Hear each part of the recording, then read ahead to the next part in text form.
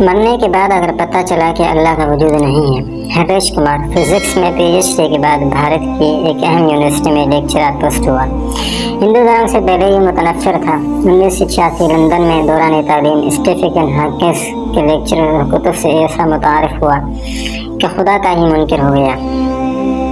ایسا منکر کے بڑے بڑے مسلم، عیسائی اور یہودی علماء سے بھرپور مباحثہ کرتا، یہاں تک کہ ڈاکٹر ذاکر نائک بھی مجھے قائل نہ کر سکے۔ یہ کہنے لگا، ڈاکٹر بتلاتے ہیں کہ 2005 میں چھٹی کے دن ایک صبح مسلمان سبزی فروش نے بیل دی۔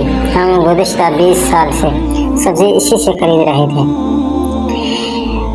اس دن میں نے اسے چائے کی آفر کی تو اس نے قبول کر لی۔ حسب معمول میں نے خدا یا اللہ کے وجود پر اس سے بحث شروع کر دی۔ 30 منٹ کی گفتگو کے بعد معلوم ہوا کہ وہ سیدھا سادہ مسلمان ہے جو 5 وقت نماز پڑھتا ہے۔ ہاں، مگر وہ سودے اور معاملات میں بہت ہی صاف اور ایماندار آدمی تھا، مناسب دام میں بیچتا تھا۔ آخر میں چلتے ہوئے اس نے مجھے ایک ایسی بات کی جس نے میری زندگی ہی بدل دی۔ وہ بات کیا تھی؟ ڈاکٹر جی، تم نے خود بولا کہ تقریباً 6000 سے 10,000 سال سے انسانی تاریخ میں پیغمبر کی کہانیاں چل رہی ہیں اور سب کے سب ایک اللہ اور جنت و دوزخ کی بات کرتے ہیں، اور سائنس مرنے کے بعد کے حالات کا جواب نہیں دے سکتی۔ اب تو 2 ہی امکانات ہیں، ایک اللہ کا وجود نہیں ہے، 2 اللہ کا وجود ہے۔ اگر تو اللہ کا وجود نہ ہوا تو مرنے کے بعد ہم دونوں برابر ہوں گے، لیکن اگر آگے جا کر اللہ موجود ہوا آپ تو پھر پکڑے جائیں گے۔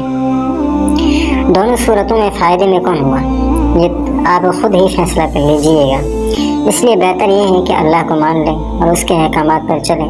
اس کا قرآن تو انسان کو سیدھی راہ پہ چلنا کا کہتا ہے۔ ڈاکٹر بتلاتے ہیں، میں ساری زندگی امکان کے لیکچرز دیے، لیکن اس کے جانے کے بعد سوچا کہ اس کی طرف تو کبھی میرا دھیان ہی نہیں گیا کہ دونوں صورتوں میں اللہ کو ماننے والا فائدے میں ہے۔ قصہ مختصر، اسے سوچ کے بعد خیال آیا کون سا آسمانی مذہب بہتر ہے۔